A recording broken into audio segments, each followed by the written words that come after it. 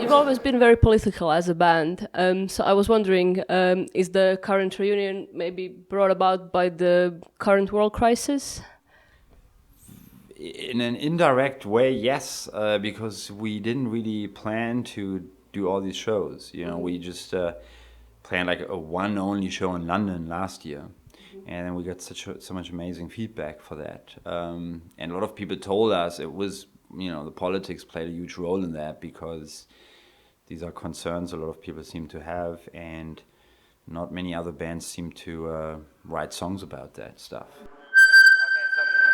Where did this come from? Chris, did you do that? Don't do that, seriously, because then we're gonna start. I did it on purpose, man. Yeah, but people basically liking that music so much made us add more shows, and then we added more, and then people like in Japan said, okay, if you play London, you gotta play Tokyo, and you gotta play this, and then LA and New York, and everybody was like, we're like, okay, why don't we just add a few months? And then after the tour, we decided to quickly do a record, and we spent like 1.5 months doing that, and our main focus on this album is hacker technology and the you know, the way the governments try to control the internet, which we think is very dangerous. I think a lot of independent musicians hope that the internet will bring them like alternative distribution channels, and they can, you know, succeed without having to go through major record labels. And I think the reality has shown that it hasn't really worked out for many artists. You know, everything is getting more fragmented, which I think is a good thing. If you're like a rock band or something, you might find yourself becoming a number in a telephone book, actually. You can upload anything you want, but you are not really found.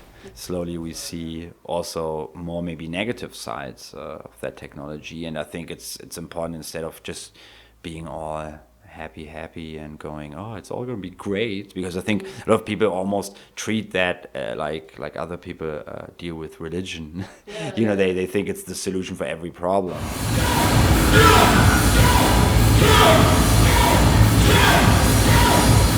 Did you ever get in trouble with the authorities or with the right-wing subcultures because of your political views?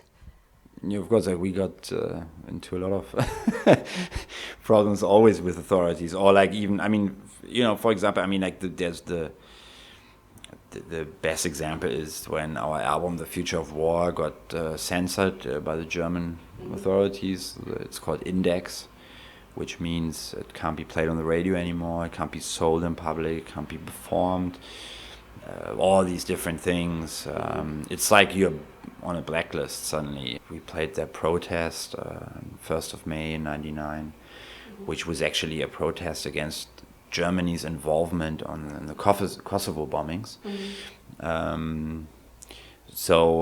But you know, the police, you know, tried to break up the demonstration and beat into the crowd, and we didn't stop playing, so we also got arrested for that.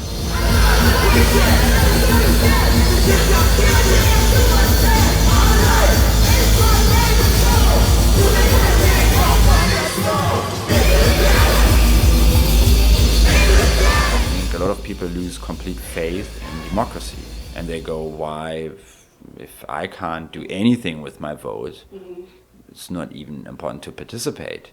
And then you go, okay, is that maybe a fake democracy? If corporations which act on an international level, they don't care about which nationality you have or something, so they just move from country to country where they can make the biggest profit. Would you describe yourself as an angry person? I can only get angry if I feel there's injustice. Maybe that's the main trigger where I go, this can't be right. It's very important to take a step back and go, okay, wait, I feel angry. Why is that? And very often our instincts are right, but you should still, you know, not just, I don't know, be angry for being angry without having enough information or knowledge.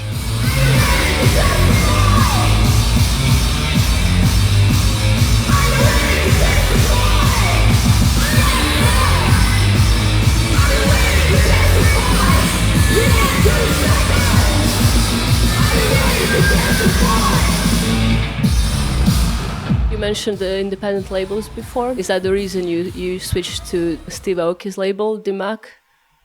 That was just because we were hanging out in Japan. We played a festival there, Summer Sonic, and he was headlining the dance stage.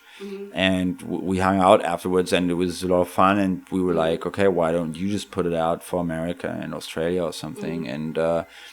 And he was really excited about that because he was a longtime fan, and he has really his roots in the hardcore scene in a way.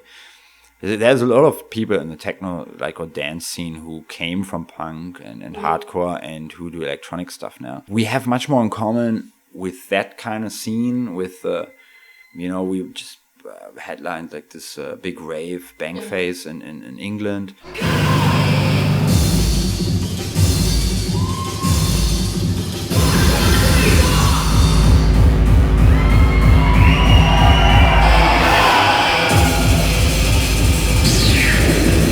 I think Atari Teenage Riot always sounds like Atari Teenage Riot.